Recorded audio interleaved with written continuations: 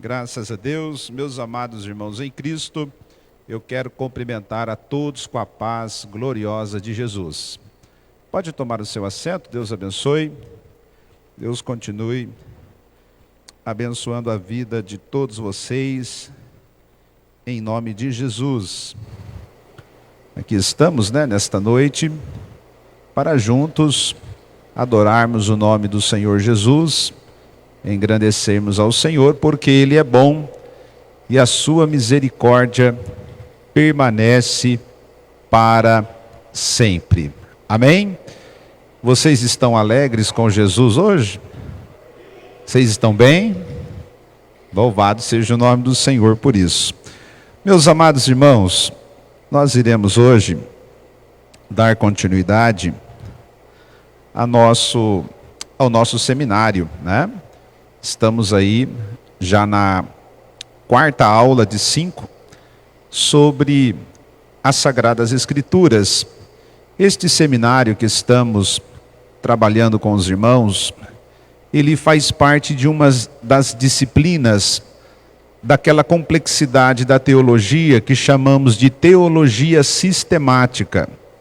Então você tem a teologia sistemática, e dentro desta complexidade de teologia sistemática, você tem inúmeras disciplinas. E uma das disciplinas chama-se bibliologia. Este seminário trabalha de forma bem sintetizada alguns pontos importantes desta disciplina, a bibliologia. Amém? Então, o nosso desejo é despertar mais e mais, não somente em vocês, mas em mim mesmo, o desejo de buscar ao Senhor a cada dia através da Sagrada Escritura. Amém? E é um grande prazer mesmo estar com vocês aqui. Estou me sentindo bem jovem ultimamente, hein? Irmãos, vamos abrir a nossa Bíblia em Lucas capítulo 24, versículo 44.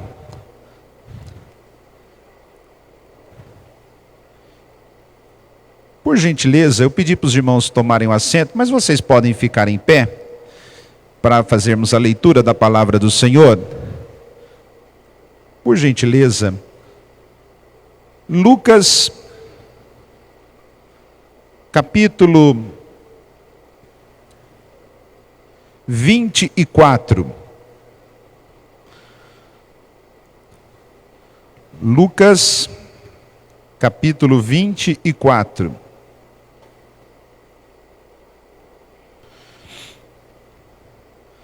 Versículo 44.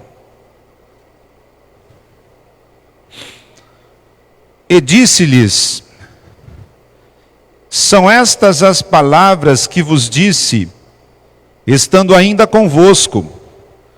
Convinha que se cumprisse tudo o que de mim estava escrito na lei de Moisés e nos profetas e nos salmos. Amém? Pode tomar o seu assento, Deus abençoe. Queridos irmãos, antes de darmos início ao estudo desta noite, quero fazer aqui algumas perguntas, cujo propósito é trazer à mente de todos a oportunidade de recapitulação daquilo que já meditamos nas 3 quintas passadas. E eu quero fazer algumas perguntas a vocês, até mesmo para vermos se vocês estão conseguindo assimilar aquilo que está sendo proposto. Vamos lá. O que significa a palavra Bíblia? Como? Conjunto de livros, até mesmo porque a Bíblia não é um livro único, é uma composição de quantos livros? 66 livros. Por isso, o significado da palavra Bíblia ser conjunto de livros. Quantos livros temos na Bíblia? 66. No Antigo Testamento, quantos livros temos? Irmãos, que isso? Olha lá, hein? Que nem o Dona Sá. Olha lá, hein? Pera aí. Quantos livros temos no Antigo Testamento, irmãos? Hã? 39. 39. E no Novo Testamento, quantos livros temos? 27. É bom tomarmos conhecimento disso, porque a Bíblia protestante, ela difere da Bíblia católica uma quantia de 7 livros, tá? A Bíblia católica, ela possui 73 livros, e nós, com a Bíblia protestante, um total de 66 livros. Quantos anos levou para a Bíblia ser formada? Quantos anos levou para a Bíblia ser formada? 1600 anos. 16 séculos. Outra pergunta. Quantos autores tem a Bíblia? 40 autores. Não é? Não é um único autor no sentido humano, para que o camarada não se gloriasse, né? Vamos dividir por 40. E muitas das vezes eles nem se conheceram, certo? A Bíblia foi inspirada por Deus ou pelos homens?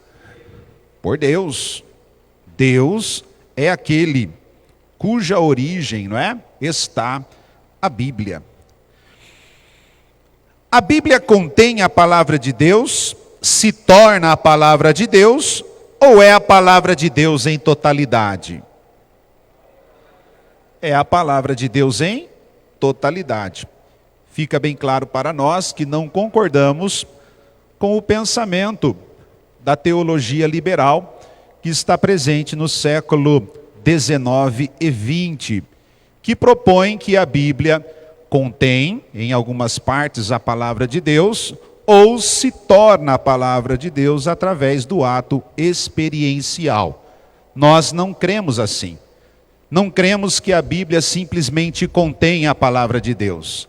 Nós cremos que a Bíblia é a palavra de Deus em sua totalidade. Ela é em totalidade a palavra de Deus. E cremos também que a Bíblia, ela não se torna a palavra de Deus através de ações empíricas ou aquelas experiências espirituais. Não.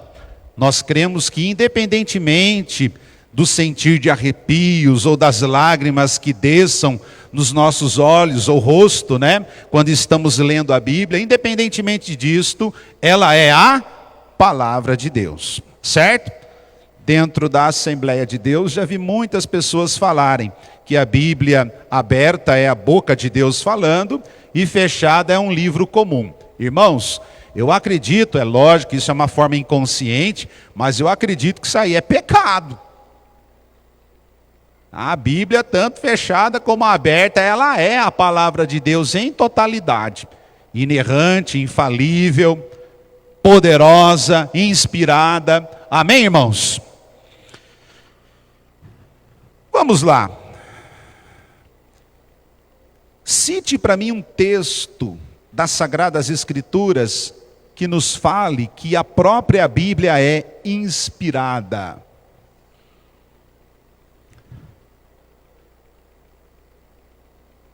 Cite um texto das Sagradas Escrituras que nos prove, que nos dê fundamento para a nossa fala de que a Bíblia é inspirada. 2 Timóteo 3:16, está lá, leia depois, está lá, é uma fundamentação. Irmãos, estudar a Bíblia é apenas ler? Estudar a Bíblia é apenas ler?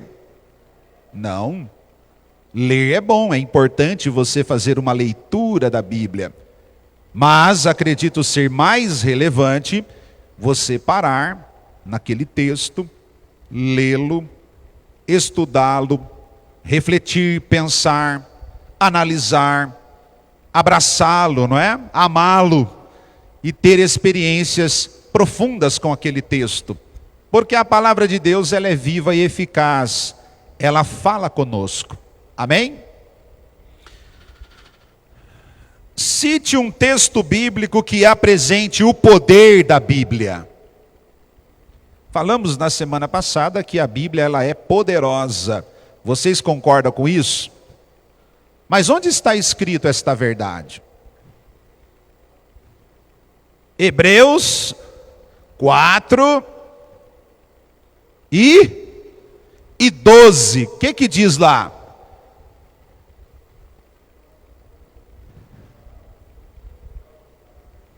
Ela é viva, é eficaz. Ela é mais afiada e penetrante que uma espada de 2 gumes, não é? E é apta para discernir, olha só. Então, realmente, meus irmãos, a Bíblia ela é poderosa. Irmãos, eu insisto que tenhamos nos nossos argumentos textos bíblicos que fundamente a nossa fala. Muitas das vezes a gente expõe os nossos pensamentos e quando pedem um versículo para a gente não tem. Então é relevante, queridos irmãos, termos as nossas convicções espirituais, as nossas convicções doutrinárias, fundamentadas por textos bíblicos. Eu acredito que é assim, porque a Bíblia diz assim em tal lugar. Fechou. Amém, irmãos? E hoje vamos para este importante tema, o tema central da Bíblia. Como disse aos irmãos, a Bíblia, 66 livros, a Bíblia construída em um período de 16 séculos, a Bíblia possui 40 autores, a Bíblia possui 1189 capítulos, a Bíblia possui 31.105 versículos. Agora, resuma tudo isso para mim em uma palavra. Resuma para mim toda essa complexidade teológica chamada Bíblia em uma palavra. Vamos lá, irmãos, uma palavra para resumir a Bíblia.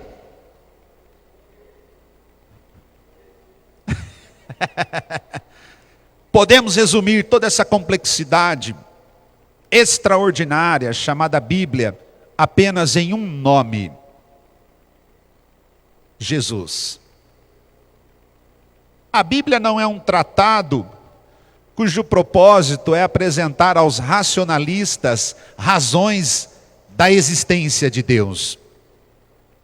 A Bíblia não tem como propósito apresentar aos cientistas tudo aquilo que pode ser comprovado empiricamente. Não. A Bíblia não tem esses propósitos. A Bíblia tem um único propósito: apresentar aquele que tem o nome sobre todos os nomes: Jesus. Toda a Bíblia gira em torno do nome de Jesus.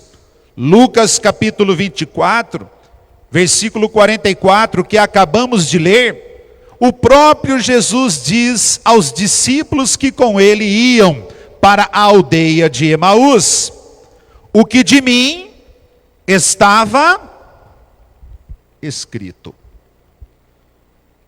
Jesus Cristo é o tema central da Bíblia. A Bíblia pode ser resumida em uma única palavra: Jesus.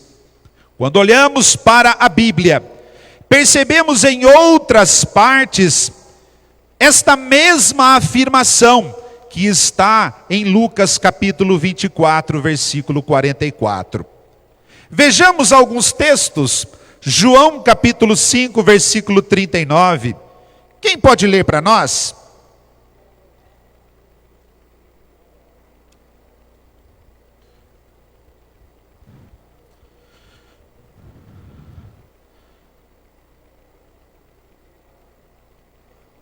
João 5:39, certo?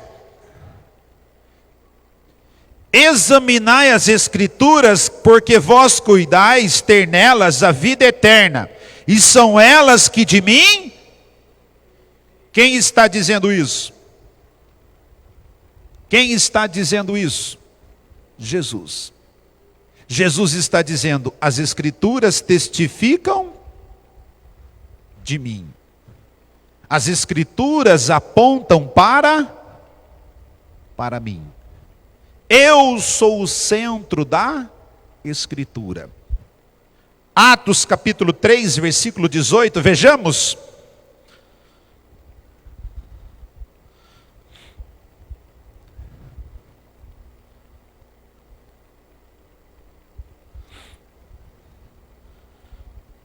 O que diz lá?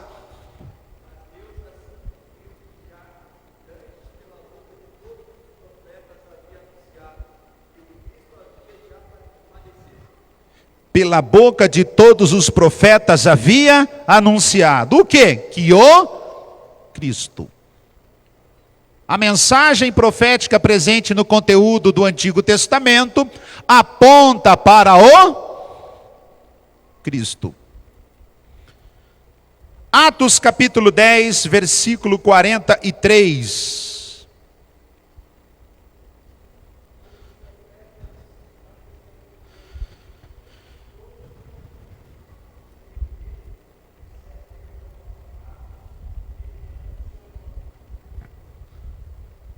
Todos os profetas dão testemunho dele. Quem é esse ele aí? Jesus. Queridos irmãos, toda a Bíblia aponta para a pessoa de Jesus. Todos os 66 livros da Bíblia apontam para a pessoa bendita de Jesus. Quero fazer aqui uma consideração, sempre que eu posso, faço essa consideração. Gosto muito desta observação que certos estudiosos fazem a respeito de Jesus na Bíblia. Tem pregadores que conseguem fazer isso de cor, mas eu não tenho essa mente. Eu não consigo gravar muitas coisas na minha mente. Tanto que eu dependo muito de esboço, não sei se vocês já perceberam isso, mas eu tenho dificuldade de citar versículo de cor, eu tenho dificuldade. Mas eu quero fazer rapidamente esta citação, e eu quero que vocês acolham esta citação. Jesus, nos 66 livros da Bíblia. Em Gênesis, Jesus, a semente da mulher. Em Êxodo, o cordeiro pascual. Em Levítico, o sacrifício expiatório. Em Números, a rocha ferida. Em Deuteronômio, o grande profeta de Deus. Em Josué, o príncipe do exército do Senhor. Em Juízes, o nosso libertador. Em Rute, o nosso parente. Em 1 Samuel, a nossa vitória. Em 2 Samuel, o descendente de Davi. 1 Reis, o doador da sabedoria. 2 Reis, o rei dos reis. 1 Crônicas, o que faz aliança. 2 Crônicas, o rei de Deus. Em Esdras, o nosso auxílio, Senhor dos céus e da terra. Em Neemias, o nosso ajudador. Em Ester, Mardoqueu, o nosso Mardoqueu, o sofredor. Em Jó, o redentor que vive. Em Salmos, o guarda de Israel. Em Provérbios, a sabedoria de Deus. Em Eclesiastes, o alvo verdadeiro. Em Cantares, o nosso amado. Em Isaías, o profeta sofredor. Em Jeremias, a nossa justiça. Em Lamentações, o varão de Deus. Em Ezequiel, o pregador mal recebido. Em Daniel, o rei eterno. Em Oséias, o que liga as feridas. Em Joel, o que habita em Sião. Em Amós, o Deus de Israel. Em Obadias, o Senhor nosso reino. Em Jonas, o profeta ressuscitado. Em Miqueias, o nascido em Belém. Em Naum, o que leva as boas novas. Em Abacuque, o Senhor no seu santo templo. Em Sofonias, o Senhor que está no meio de ti. Em Ageu, o desejado de todas as nações. Em Zacarias, o preço do cordeiro. Em Malaquias, o sol da justiça. Em Mateus, o rei Messias. Em Jesus, o servo. Em Marcos, o servo de Deus. Em Lucas, o filho do homem. Em João, o filho de Deus. Em Atos, o doador do Espírito Santo. Em Romanos, aquele que nos torna justo aos olhos da lei. Em 1 Coríntios, as primícias dos que dormem. Em 2 Coríntios, a graça de Deus. Em Gálatas, o verdadeiro evangelho. Em Efésios, toda a armadura de Deus. Em Filipenses, o que supre as necessidades. Em Colossenses, o cabeça da igreja. Em 1 Tessalonicenses, o vingador de todas as coisas. Em 2 Tessalonicenses, o fiel protetor. Em 1 Timóteo, o único mediador entre Deus e os homens. Em 2 Timóteo, o Senhor é justo juiz. Em Tito, a graça salvadora de todos os homens. Em Filemão, o Senhor que intercede por nós. Em Hebreus, o Senhor que assume a nossa vida como autor e consumador da fé. Em Tiago, o dom perfeito vindo de Deus. Em 1 Pedro, a pedra principal. Em 2 Pedro, o Senhor e Salvador que nos concede a entrada no seu reino. Em 1 João, aquele que se manifestou para desfazer as obras do diabo. Em 2 João, a fonte da verdadeira doutrina. Em 3 João, o nome que garante a vitória. Em Judas, o único soberano e Senhor. Em Apocalipse, o Rei dos Reis e Senhor dos Senhores. Ele ocupa a centralidade das Escrituras. Jesus é o tema central da Bíblia. Amém, irmãos? E nós iremos pensar um pouquinho nisso hoje. Agora vejam só. Aí no nosso material didático, ainda nas ações introdutórias, temos a seguinte afirmativa: a centralidade de Jesus Cristo na Bíblia pode ser resumida em 5 palavras. 5. Preparação, manifestação, evangelização, explanação e consumação. Estas 5 palavras trabalham toda esta dinâmica cristocêntrica da Bíblia. Irmãos, não podemos pensar na Bíblia sem considerar a pessoa de Jesus como ponto central. Então, neste tempo que temos hoje, precioso tempo, iremos pensar sobre Jesus nas Sagradas Escrituras, considerando estes 5 pontos ou palavras. Primeiro, preparação. Todo o Antigo Testamento trata da preparação para o advento de Jesus Cristo. Uma coisa, irmãos, que fica bem notório para a gente, quando lemos o Antigo Testamento, eu estou lutando para terminar o Antigo Testamento, rapaz. Eu parei lá no Daniel, estou tentando sair do sonho de Nabucodonosor. Parei lá hoje, né? Consegui terminar Ezequiel. Quem já leu aqui Ezequiel? Se eu não me engano, 48 capítulos. Quem já leu? Não é complicado ler Ezequiel, irmão? Meu Deus do céu. E eu consegui terminar o Ezequiel, fui para Daniel, né? E parei ali. E o que fica bem claro para nós, quando lemos o Antigo Testamento, é que ele possui uma intensidade profética muito ampla.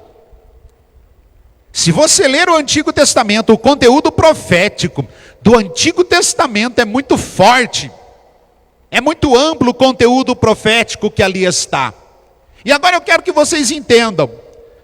Toda a profecia presente no Antigo Testamento, todo esse conteúdo amplo profético do Antigo Testamento, ele tem como início profético uma profecia que aponta para Jesus. Qual foi a primeira profecia da Bíblia? Gênesis capítulo 3, verso 15. Vamos ler.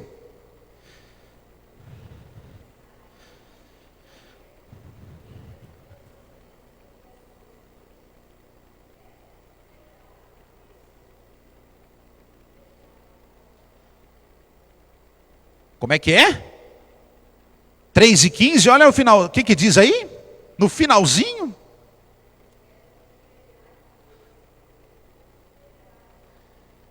Quem é este que vai ferir a cabeça? E quem é esta semente?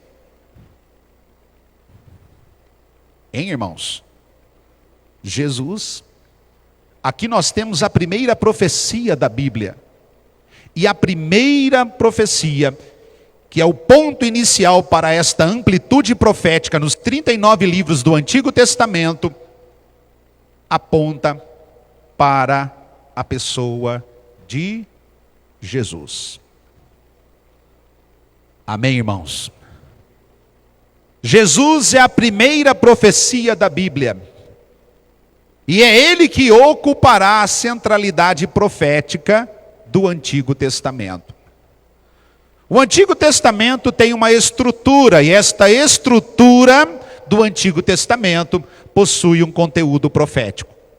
E esse conteúdo profético aponta para a pessoa de Jesus. Você tem ali o Pentateuco, que começa com Gênesis e termina em Deuteronômio.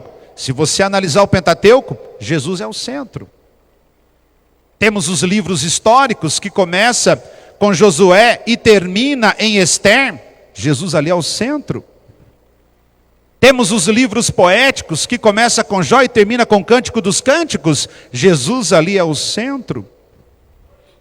Temos o conteúdo profético, os profetas, que começa com Isaías e para em Malaquias. Jesus é o centro. E dentro deste cenário de profetas, temos subdivisões. A primeira subdivisão, profetas maiores, começa com Isaías e termina em Daniel. Jesus é o centro. Os profetas menores começa com Oséias e termina em Malaquias. Quem é o conteúdo central da mensagem? Jesus.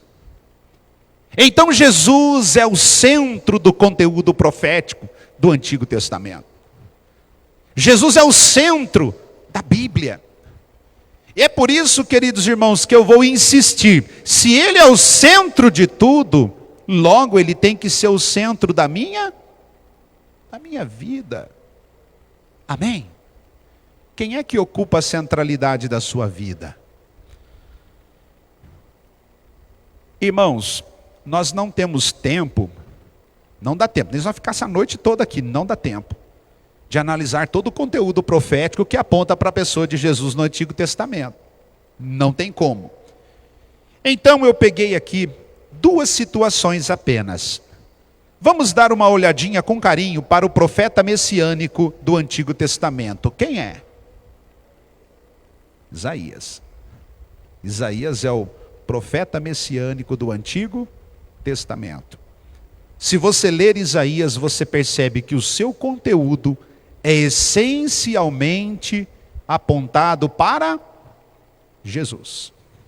Vejamos o que diz Isaías capítulo 7, versículo 14.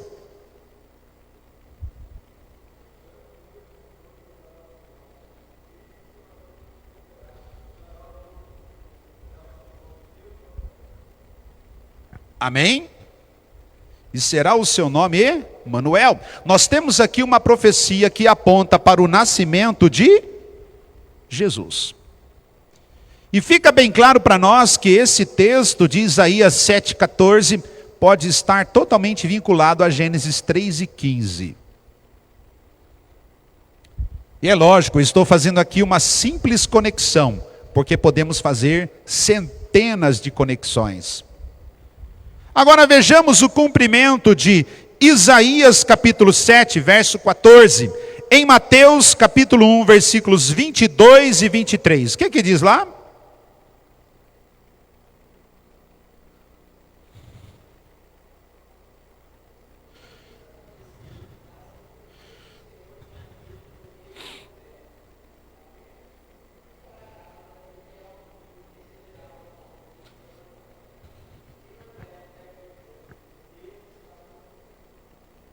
Percebe?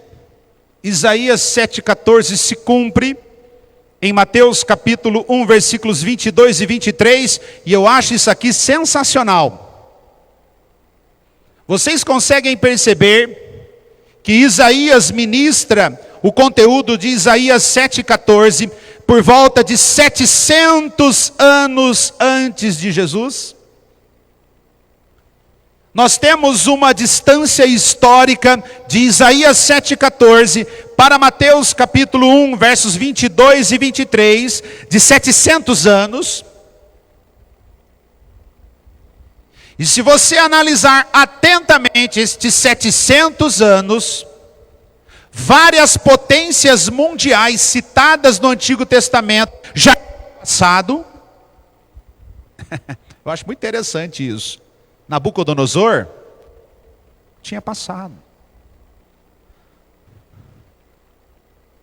Ciro, o Medo-Persa, vazou. Alexandre o Grande, imperador macedônico que domina a Grécia, passou. A potência que está presente no contexto de Mateus 1, 22 e 23 é o Império Romano.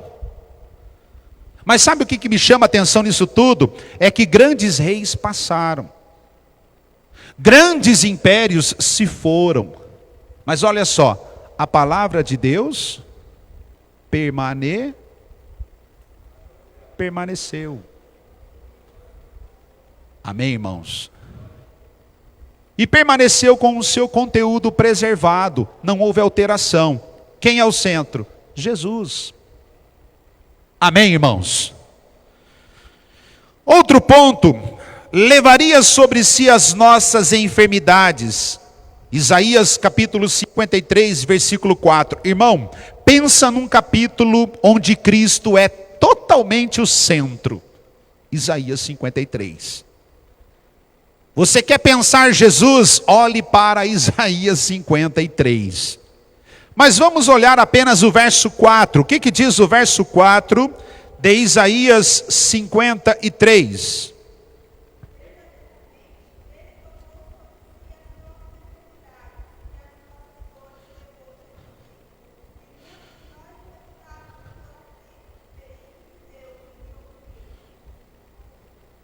Vejamos o cumprimento desta palavra em Mateus capítulo 8, versículo 14 ao 17. O que diz lá?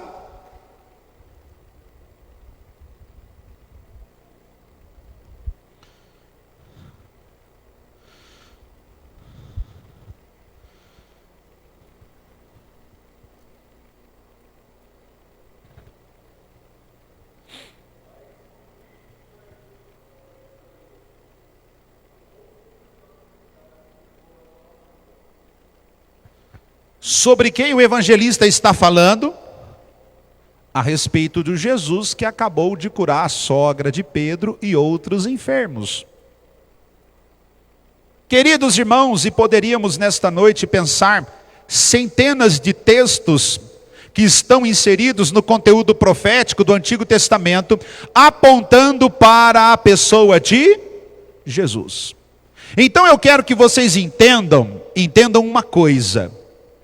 No Antigo Testamento, Jesus está presente no conteúdo profético em forma de mensagem. Fica bem claro isso para vocês? Bem claro aí, gente. Jesus está presente no Antigo Testamento, no conteúdo profético em forma de mensagem. A mensagem central, seja do conteúdo profético, seja dos sistemas de cultos que prevaleciam no Antigo Testamento. Temos ali o sistema tabernacular, todas as suas regras presentes ali em Levítico, Números. Temos o sistema do templo, porque há uma diferença entre tabernáculo e templo. Tabernáculo, ele é nômade. Templo é sedentário. Sedentário é a ideia de ficar parado. O pessoal fala sedentarismo, é parado ali, fixo. Mas toda a dinâmica do culto aponta para quem? Jesus. Jesus é a mensagem central de tudo que está presente no cenário do Antigo Testamento. Agora vejamos só, porque vamos sair aqui da preparação e ir para a segunda palavra. Qual é a segunda palavra? Manifestação. Vejam só o que diz João capítulo 1, versículo 14. O que diz lá?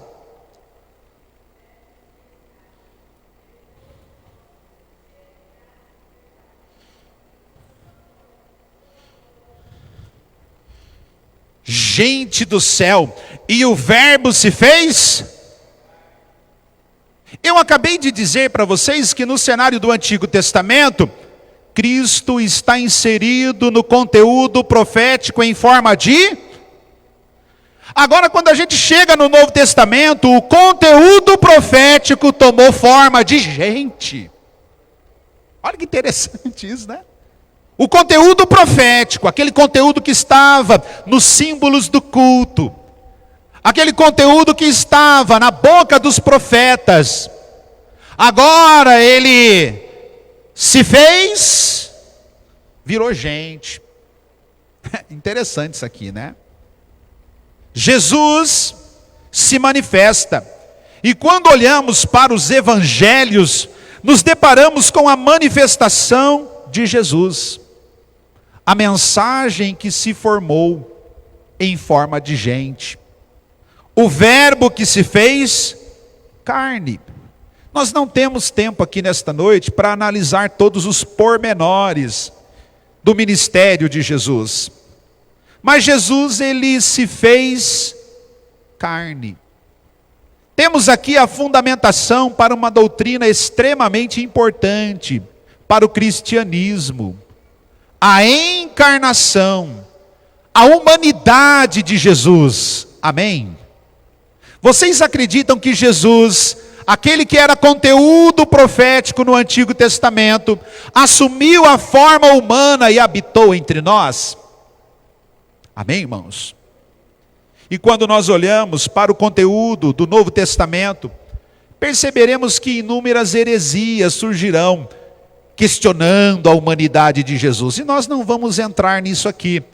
Mas o verbo se fazendo carne, meu irmão, isso desafiava a filosofia grega. Sabe por quê? A filosofia grega tinha um camarada que era o best-seller, o melhor, como diz os adolescentes, o best. Um tal de Platão, já ouviram falar? E Platão tinha uma teoria chamada teoria dos dois mundos. Não tem como explicar para vocês, eu ia precisar de uma lousa para explicar aqui para vocês a teoria dos dois mundos de Platão, porque aí tinha que falar de semideus e tal, não dá para fazer. Mas a ideia de Platão na teoria dos dois mundos é: o corpo de nada presta. O corpo é prisão da alma, o corpo é uma desgraça, o corpo para nada vale. E aí você tem a teologia cristã confrontando isso. O verbo se fez carne. Que legal isso, né? Que confronto. A teologia cristã, é por isso que Paulo discute com os irmãos lá de Coríntios, ela é loucura para a sabedoria humana. É isso que ele está questionando. Mas vamos em frente. E aí temos aqui o nascimento de uma virgem, o nascimento virginal. Jesus nasceu de uma virgem. Por que que Jesus nasceu de uma virgem?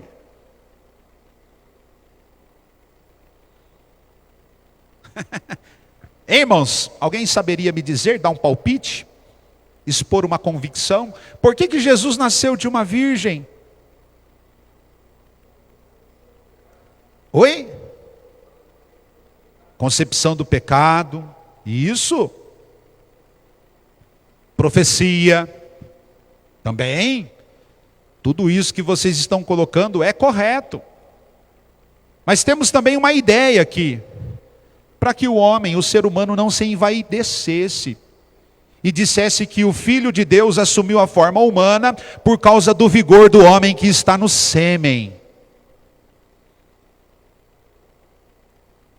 Eu não quero o sêmen do homem. Jesus é obra de quem? Do Espírito Santo. Não tem homem participando aqui. mas o ventre de uma mulher. Temos também o ministério de Jesus, que é o ministério de curas e milagres. Vamos ler Marcos 1:34. Um bom pentecostal jamais pode deixar de ler versículos de curas e milagres. Não é verdade? Marcos 1:34, o que nos diz?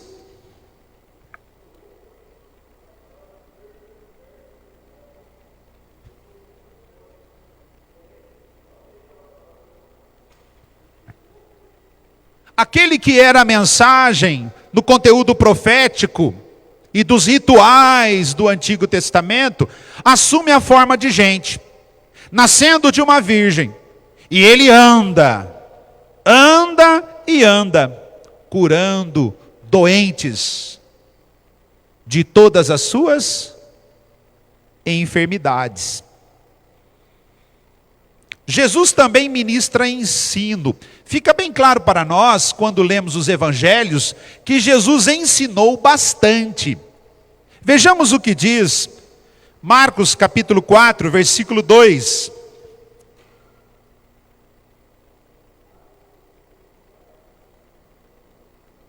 Ele ensinava por parábolas. Toda vez que eu ouço essa palavra parábolas, eu lembro de um irmão que dizia que crente não podia jogar bola, porque Jesus ensinou para a bola, né? Essa foi boa, né? Só para descontrair vocês um pouco. Certo? Mas não é a parabola, é a parábola, é um método didático de ensino, não é verdade? Essa gravou, irmãos? Pelo amor de Deus. Gravou, né? Certo, irmãos? E Jesus ensinou muito. Vocês sabiam que nos evangelhos temos de 38 a 42 milagres registrados a respeito de Jesus e cerca de 44 parábolas registradas? Me parece que Jesus mais ensinou do que realizou milagres. Temos também a crucificação e morte de Jesus. Crucificação e morte substitutiva, vicária. Vamos ler Lucas capítulo 23, versículo 46.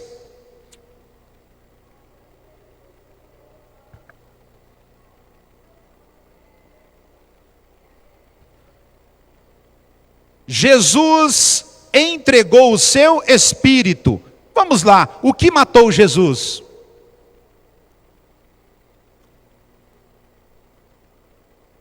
Irmãos, o que matou Jesus?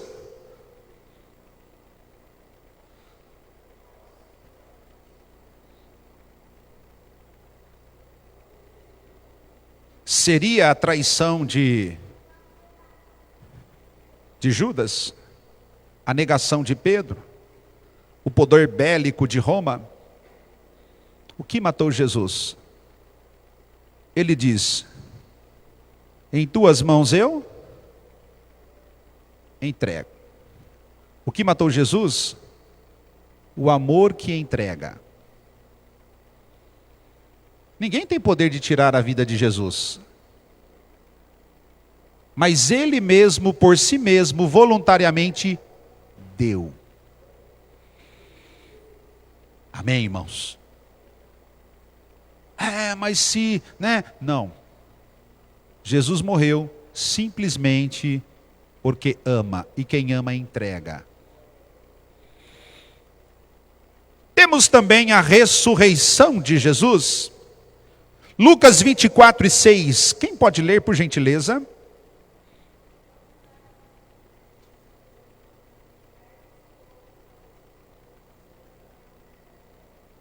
Não está aqui. Ressuscitou. Vocês acreditam que Jesus ressuscitou? E isso é extremamente importante para a fé cristã. Vocês sabiam que existem falsas teorias que questionam a ressurreição de Jesus? Tem um livro escrito por um homem de Deus, o nome do livro é Mais que um Carpinteiro. Alguém já leu? Josh McDowell. Mais que um Carpinteiro. É um livrinho pequenininho, bom demais de ler. E ali ele fala sobre as teorias que questionam a ressurreição de Jesus. Primeira teoria, teoria do roubo. Jesus morreu, colocaram no túmulo, na alta madrugada, os discípulos roubam o corpo de Jesus. Segundo, teoria do erro. Os discípulos não foram no túmulo correto. Os discípulos foram em um túmulo errado, que ainda não foi utilizado por ninguém, viram que não tinha nada lá e saíram pregando que Jesus ressuscitou. Existe a teoria do suborno. Os discípulos de Jesus, na calada da noite, foram até os soldados romanos, subornaram financeiramente, pensando que os soldados romanos são políticos de Brasília. Isso também gravou. Abraçaram a ideia, deram o corpo, sumiram com o corpo e saíram pregando que Jesus ressuscitou. E existe a teoria do desmaio, que alega que Jesus na cruz, ele não morreu, mas sofreu um profundo desmaio. Lá pelas 2h da manhã, ele recupera a sua consciência, percebe que não morreu, apesar das ações violentas da crucificação, remove a pedra que pesava 2 toneladas, sai do túmulo, se encontra com Maria Madalena, casa, gera filhos, e no dia de Pentecostes estava lá. Pedro, não foi bem assim. Mas desculpe, irmãos, eu ainda prefiro ficar com a palavra do ser angelical. Ele não está aqui. Ele ressuscitou. Jesus é o tema central da Bíblia. Não tente ler a Bíblia se esquecendo de Jesus. Não tente ler a Bíblia ou viver a Bíblia distante de Jesus. Porque ler a Bíblia distante de Jesus, perde-se toda a essência. É importante considerar Jesus como centro de toda a mensagem. Vejamos, ressurreição, ascensão. Jesus vai para o céu. Onde Jesus está nesse momento? À destra de Estevão, um pouquinho antes de morrer, disse: eis que vejo os céus abertos. E à destra de Deus Pai, quem? Jesus. Vejamos então, saiamos agora da manifestação e vamos para a evangelização. Chegamos então ao conteúdo de Atos dos Apóstolos, que dentro da estrutura do Novo Testamento é um livro histórico. Histórico por quê? Porque ele conta a respeito da dinâmica do crescimento da igreja cristã do primeiro século. Isso fica bem claro para nós quando lemos Atos dos Apóstolos, do capítulo 3 ao capítulo 28. Temos ali Pedro evangelizando e ganhando almas. Temos ali Estevão ganhando almas. Temos ali em Samaria Filipe, o diácono, ganhando almas. E temos Paulo com suas 3 importantes viagens missionárias, ganhando almas. Agora é interessante, no Antigo Testamento ele é a mensagem, nos Evangelhos ele é gente. Em Atos dos Apóstolos, ele é o Evangelho anunciado. Vejamos o que diz a Bíblia. Atos capítulo 4, versículo 8 ao 12. O que diz lá, queridos irmãos? Vamos ver. Meu Deus, já é quase 9h30.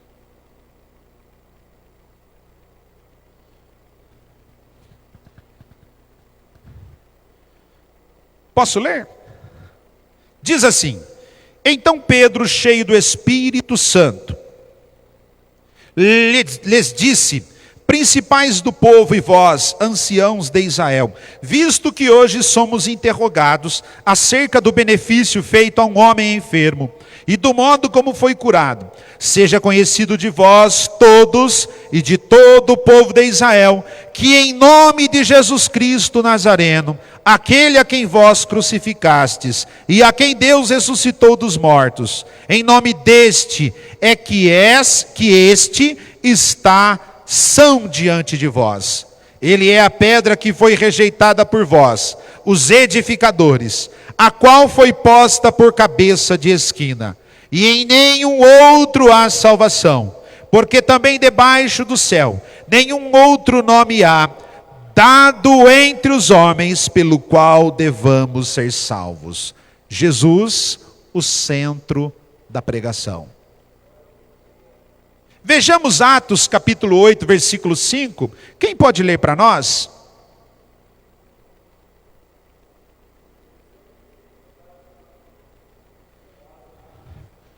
Em Samaria, o evangelista, nesse momento aqui ele é diácono, mais para frente Lucas o chamará de evangelista. Ele está pregando, ele fala de quem? De Cristo. Cristo é a mensagem central. Vejamos Paulo, capítulo 16, versículo 31 de Atos. Vamos ver Paulo. O que ele diz em Atos 16 e 31?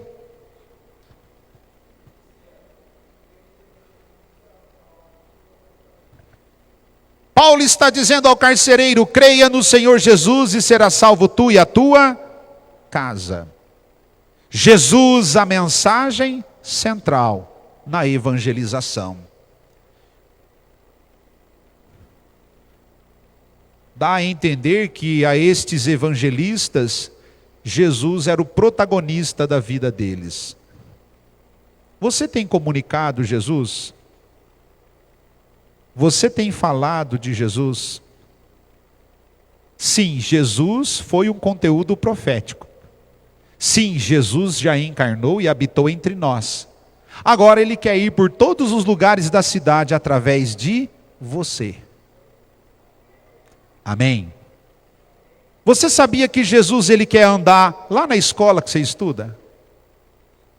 Você sabia que Jesus quer trabalhar lá na empresa em que você está? Você sabia que Jesus quer viver lá na casa onde você mora? E com certeza já vive. Como assim? Através do Evangelho. Através de nós, Jesus habita em todos os lugares. Mas vamos em frente, queridos irmãos. 4, explanação.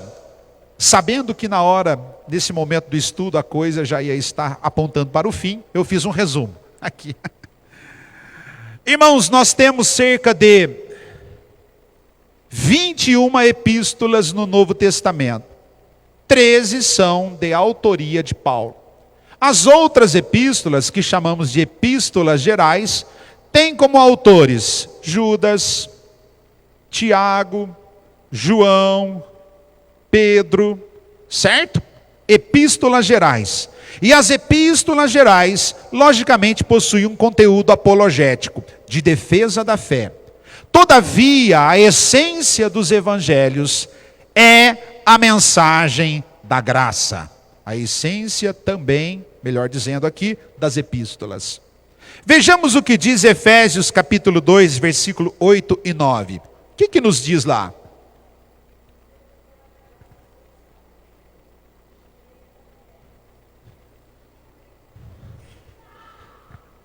Irmãos, a salvação é dom de Deus. O que vocês entendem por isso?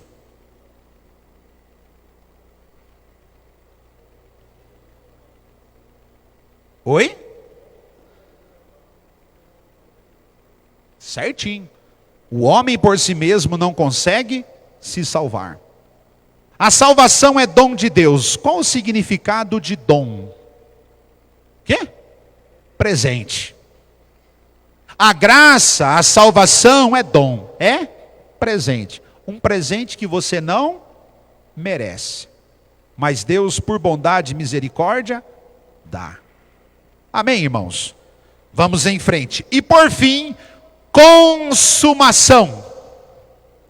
Olha só, o Jesus que esteve na mensagem profética, o Jesus, olha só, que assumiu a forma humana, o Jesus que morreu na cruz, o Jesus que ressuscitou, o Jesus que foi aos céus, o Jesus que vira tema central da mensagem evangelística, o Jesus que é a essência daquilo que é graça nas epístolas, agora é colocado para nós como Jesus que voltará. Vocês acreditam que Jesus voltará? Ele voltará.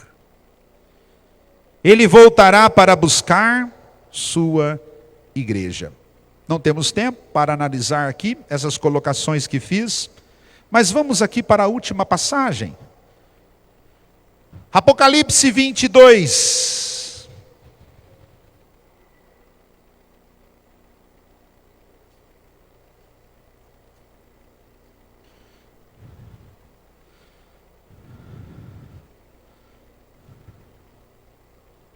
Verso 7. Quem que está citando o verso 7? O próprio Jesus. Na revelação dada a João na ilha de Patmos. O que Jesus diz no verso 7 aqui?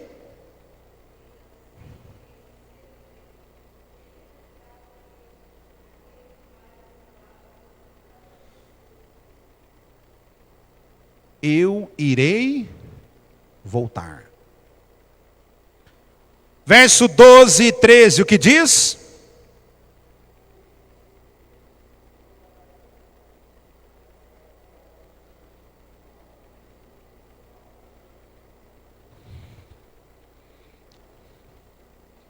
Jesus está dizendo, eu irei voltar. Interessante, pois no primeiro livro da Bíblia, nós temos uma profecia que dizia que ele viria.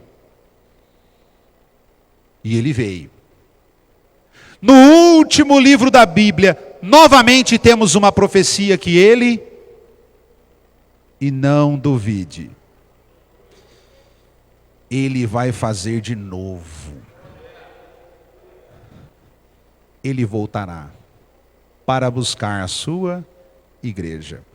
Lembrando aos queridos irmãos que Jesus ele pode voltar para nós de duas maneiras. A primeira maneira é individual. Normalmente, quando eu faço essa colocação, é a maneira que todos não querem. Todos correm desta maneira.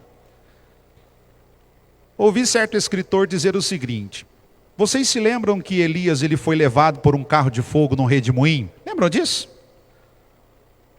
O carro para, ele entra dentro do carro. E esse escritor dizia, esse carro que levou Elias, ele passa pela terra todos os dias. E ele para, você entra e vai se encontrar com Jesus. Certo? Mas tem a segunda maneira, que é a que todos nós queremos. Sim ou não? Que é através do arrebatamento da igreja. Quantos querem ir através do arrebatamento da igreja? Levanta a mão. Mas quantos querem que o carro de fogo pare lá na sua casa hoje? Ah, levantou a mão. Ah, peguei você. Ninguém quer, né? Mas esta é a segurança do crente. Que independentemente do que aconteça, o nosso destino não, o nosso futuro, sempre desaguará em Cristo. Seja pelo arrebatamento, ou seja entrando no seu carro de fogo. Amém. Jesus, o tema central da Bíblia. Que Deus em Cristo continue abençoando a vida de todos vocês. Na semana que vem, estaremos aqui fechando. Fechando, e aí nós iremos trabalhar um pouquinho com vocês sobre a questão da interpretação de textos da Bíblia. Iremos fazer uma pequenina apresentação aqui sobre a interpretação de texto da Bíblia. Amém, irmãos? Deus abençoe a todos vocês em nome de Jesus. Foi um grande prazer estar com vocês mais uma vez. E não se esqueça, a Bíblia pode ser resumida em uma única palavra: Jesus. Amém. Deus abençoe a todos vocês.